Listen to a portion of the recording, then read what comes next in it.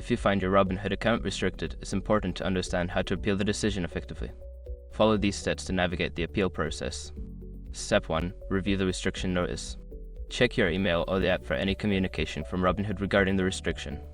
Understand the reason provided for the restriction to address it properly in your appeal. Step 2. Gather necessary information. Collect all relevant information related to your account, including your account number, any transaction details, and the specific reason for the restriction. This will help you present a clear case. Step 3. Contact customer support. Reach out to Robinhood's customer support through the app or their website. Use the chat feature or submit a request form to explain your situation and express your desire to appeal the restriction. Step 4. Submit a formal appeal. If instructed, submit a formal appeal through the appropriate channels.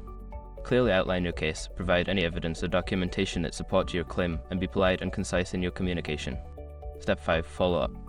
After submitting your appeal, monitor your email and the app for updates. If you don't receive a response within a reasonable time frame, consider following up with customer support to check on the status of your appeal.